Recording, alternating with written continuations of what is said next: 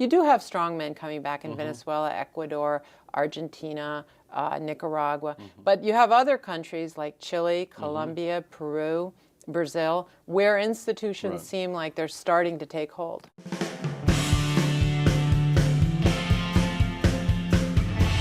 Hi, I'm Nick Gillespie for Reason TV. Today we're talking with Mary Anastasia O'Grady of the Wall Street Journal Editorial Board, as well as the Americas columnist. Mary, thanks for taking time with us. In the 90s, there was a real optimism for economic and political liberalization in Latin America. Looking at the latest, the 2010 Index of Economic Freedom, Chile is number 10, then the next country is El Salvador at number 32. Yeah. Did the liberalization work? Did it fail? Well, I actually think that what's happening in Latin America is a kind of bifurcation of the region. The promising thing about the 90s is they were trying to get the government out of the economy.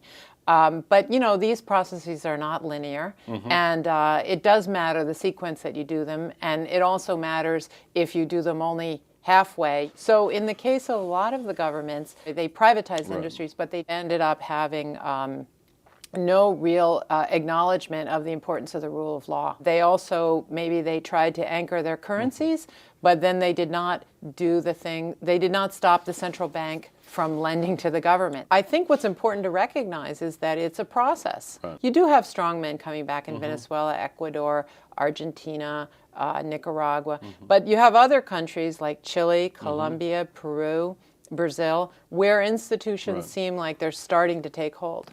Is there a particular country south of the U.S.-Mexican border that would provide a model for the rest of the region? Well, Chile has done a good job. I mean, it backtracked a little bit over the last decade, but I think it's done a pretty good job, and it has certainly very admirable institutions. What has it done right? The main thing Chile did was it opened its market. Trade opening is the wedge, because once you open, you have to compete with the world. Well, let's talk about drug-related violence. Colombia's former president Uribe was praised for drastic crime reduction. There were significant drops in the poverty and unemployment rates during his tenure. On the other hand, he's got a lot of human rights violations or charges about that. Did he do well or did he do badly? I think he did very well. I mean, you know, you mentioned the human rights violations. I think it was in the interest of the guerrillas who are, the Marxist guerrillas who have been in Colombia for 50 years, to allege human rights violations. And in fact, I did a lot of work on that where what I found was that there was a law that said if someone comes into the courtroom and accuses a military leader of a human rights violation, that military leader must be removed from his post, or the government of Colombia will lose its funding from the U.S. for that unit of the military. And so that motivated a lot of charges of human rights violations. Basically, what Uribe did, which really made a difference in Colombia, was that he went out and gave people protection in the rural areas. Within the cities, it was okay, but in the rural areas, population was very vulnerable. Now that he's out of office, will crime stay at the level it's at, or will it come back up? Well, I think he did a very good job also of sort of beheading the leadership of the FARC, which was really a big part of the violence. And I think what's happened there is a lot of the business has gone to countries which don't have so much emphasis on security. What can the U.S. do to minimize drug violence along the Mexican border? Well, the best thing, I think, would be to lift the prohibition on drugs. I mean, all of the income from drug use in the U.S. goes directly into the pockets of criminals. The Mexican Attorney General had estimated with me, and this goes back 4 years, that something like $10 billion in cash goes across the border and right into the pockets of criminals in Mexico.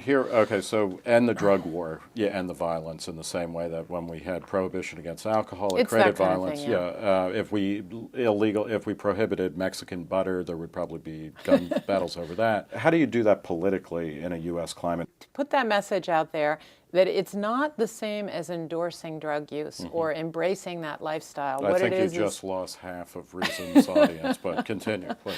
What it is about saying, what are the costs and benefits of the current policy? What are the costs and benefits of other policies that we might pursue? All of this money flowing to the pockets of criminals immediately implies corruption. I mean, undermines the institutions. And institutions, as we talk about all the time, the importance of institutions in developing economies. But the other thing is, I do not think that the solution to this problem will come from Washington. I think it will come in the grassroots level. I think in the United States right now, there's a greater and greater awareness on the part of parents that drugs being illegal is not the answer. I mean, for heaven's sakes, drugs are all over prisons. If we can't keep drugs out of prisons, how are we going to keep them out of a free society? So are you suggesting we should turn the schools into prisons and then legalize drugs and solve the funding process? Some children already think they are prisons. Yeah, and they're not far off in that. Final question, was it a good thing that Mario Vargas Llosa won the Nobel Prize for Literature? Sure, yeah, very good. I mean, he has a lifelong commitment against dictatorship. And I think that's extremely admirable, and he's been consistent on it. I mean, he doesn't back down when it comes to Chile, and he doesn't back down when it comes to modern-day Venezuela. Mary Anastasia O'Grady of the Wall Street Journal, thank you for talking to Reason TV. Thank you.